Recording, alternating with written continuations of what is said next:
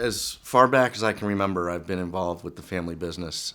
So starting from summers and after schools at a very young age, I was working for my father's business, and started full-time really back in 1991, just when I got out of college.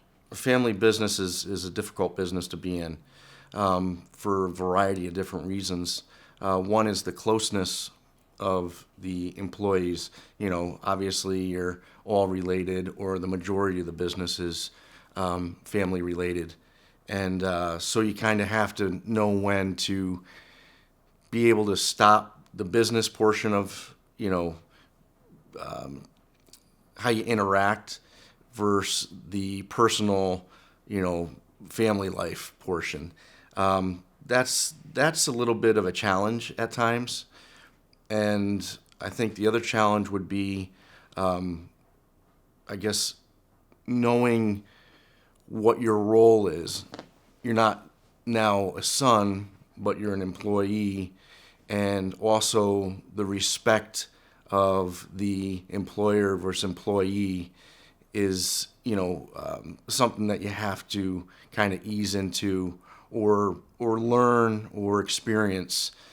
I've learned a lot over the 30 years that I've been at Cultec, and the one thing that I wish I had spent more time on was working on the development of a succession plan from an earlier time in my employment at Cultec. Succession planning is maybe starting from day one where you originally were as your first job within that family business, and establishing that as some sort of record within the business, file it away somewhere where you started, at what pay, also when you had started, where the business was at that time, possibly, revenue-wise, amount of employees, because it's going to be important down the road for you to see what your contribution was to that business and its growth. 30 years in a family business, there's a lot of assets that are obtained. And, to define what those assets are and who those assets belong to as well is very important.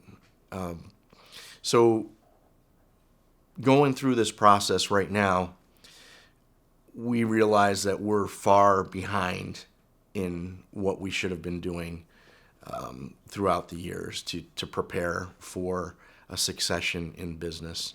My father's close to 80 years old. He's been out of the business, working every day in the business now for a couple years. So without having certain structures in place, it could be devastating, and this is just a personal story. My father had a stroke a couple years ago, and, luckily enough, he recovered 100%. But if he didn't, we didn't have anything in place succession-wise, or, with data of, shared files that we could pull from so that we could see what his wishes were, or, what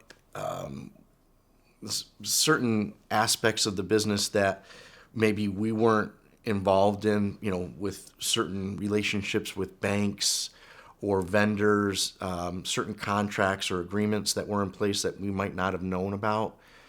So that could have been really a very big setback for us if he didn't pull through and wasn't able to, end up telling us, what he had in place. Because over the last 2 years, we've been really working hard to, understand all of the relationships that he had created over, 30 to 50 years plus. But if that had gone the other direction, it could have been really devastating to the business. A lot of things that maybe you might not think about in business. When it's a family business, you just always feel like things are going to run smooth, and you're going to, just be able to go from one family member to the next family member. But it's not smooth. It's never smooth like that. You have to run it like a business, like any other business. You have to be prepared for ups and downs, and you have to have information readily available. As we grow, I think technology is kind of forcing us to, take a better look at these things and put,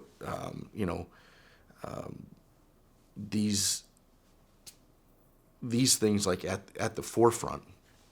If we don't, we could be, getting rolled over by others. I think transparency amongst all the major decision makers within the business is really important. And being able to have a device that allows you to get the information that you're looking for, quickly, readily available, is would be tremendous help.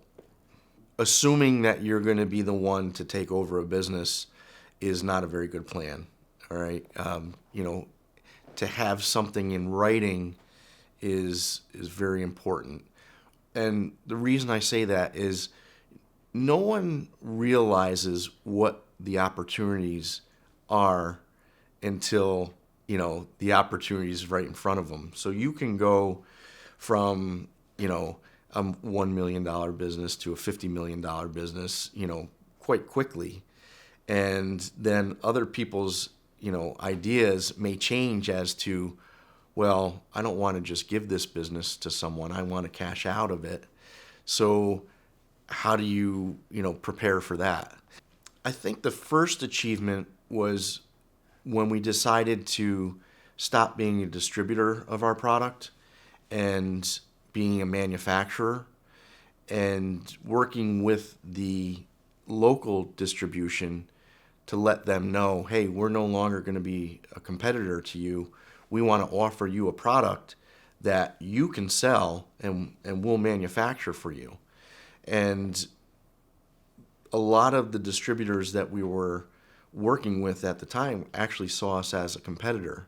So to make that leap from distributor and competitor to a manufacturer was a risk, because we were